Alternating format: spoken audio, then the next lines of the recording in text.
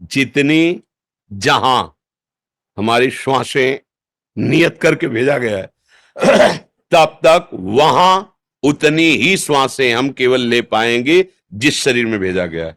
जैसे मां के गर्भ में सिर्फ 4 महीने तुम्हें टिकना है, इसके बाद तुम्हारी आयु समाप्त, तुम नई योनि में जाओगे, उतना ही हो, 4 महीने के बाद तुम्हें जाना पड़ेगा। मां के गर्भ से प्रकट हुए 5 घंटे केवल रहना है, 5 घंटे बाद जाना है। ये हमारे इस जन्म का थोड़ी है, अभी तो जन्म ही नहीं हुआ। ये पूर्व कर्मों के अनुसार शुभ और अशुभ कर्म से इस शरीर की रचना होती है। अब उस रचना में मनुष्य योनि का केवल इतना ही सौभाग्य दिया गया कि तुम मां के गर्भ में 9 महीना तो बहुत होता है, तुम 1 महीने केवल बुदबुदा और बेर रूप होगे, नष्ट हो जाओगे, या तुम 4 महीने लोथर मांस नष्ट हो जाओ, या तुम पैदा होगे आंख खुलते ही तुम मर जाओगे। विधान है, अगर विधान है तो 80 वर्ष जियोगे, 100 वर्ष जियोगे। इसका नाम मृत्यु लोक है। गर्भ से लेकर के और पूरा शरीर होने तक कभी भी जितना विधान है श्वासों का, तो ये तो अहोभाग्य मनाओ कि माता पिता के द्वारा ऐसा विधान बन करके हम भूतल पर अभी जीवित हैं, हमारी श्वासें हैं अभी पता नहीं कितने सेकंड के हैं, तो हम राम कृष्ण हरि उच्चारण कर ले, भगवान नाम जप कर ले तो मंगल हो जाएगा। जैसे लोग सोचते हैं कि बालक गर्भ में है, उसको अमुक रोग हो गया, उसने क्या पाप किया है? वो बालक नहीं है, उसको नया कपड़ा मिला है, वो बहुत पुराना है, वो पुरातन जीव है। अनंत जन्मों से नाना प्रकार के कर्मों को करते हुए वो अपनी पोटरी लिए घूम रहा है, शुभ और अशुभ की, उसी को विध्वंस करने के लिए मनुष्य देह मिली है। ये जो अवसर मिला है, तभी तो कहा दुर्लभो मानुषो देहो, दुर्लभ बात है। कितना बढ़िया संयोग बना था मां के गर्भ में, मनुष्य शरीर का हमारा निर्माण हो रहा था। हमारे कर्म इतने नीच थे कि हम मां के गर्भ से बाहर ही नहीं निकल पाए। खत्म, चल अब दूसरी मां को स्वीकार कर, कौन सी जीव योनि में भेजेंगे।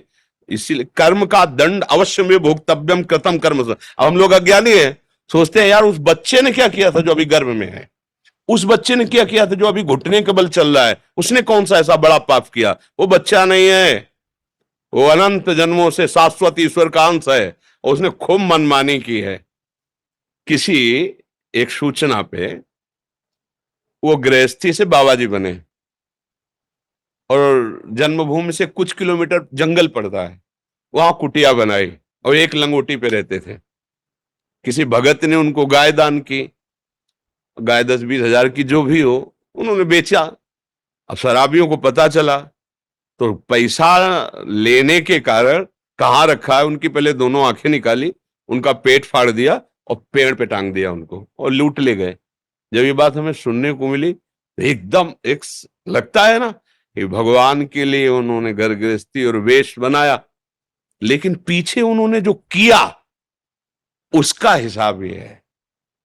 जैसे बचपन से हमें याद नहीं हमने किसी को ऐसे कष्ट दिया हो, बाबा जी है, किडनी दोनों फेल है, डायलिसिस, अभी थोड़ी देर में डायलिसिस में चले जाएंगे।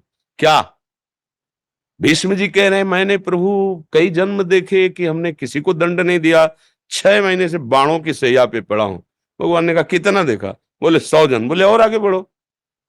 यहां तो पूरा रजिस्टर भरा पड़ा है। तो ये जन्म जन्मांतरों का जो शुभ और अशुभ कर्म है, उससे कुछ निकाल करके इस देह की रचना होती है। शुभ अशुभ माने पाप और पुण्य दोनों मिलाकर। इसे केवल पाप तो यातना देह, केवल पुण्य तो देव देह, और पाप और पुण्य मिश्रित तो मानव देह। कितने समय तक ये है। इस ऑफिस में भेजा गया, सरकारी हुक्म हुआ ट्रांसफर आज ही, आज अभी बस्ता नहीं रख पाए, ट्रांसफर, भागना पड़ेगा, सरकारी आदमी हो, भगवान के अंश हो, चलो दूसरी सुकर योनि में चलो। कुकर योनि अनंत जन्म भटकने पड़ते, तब कहा गया दुर्लभो मानुषो देहो। लेकिन सावधान, देह नाम क्षण भंगिरा, एक क्षण में नष्ट हो जाने वाला है, तो क्या करे, तत्रापि दुर्लभम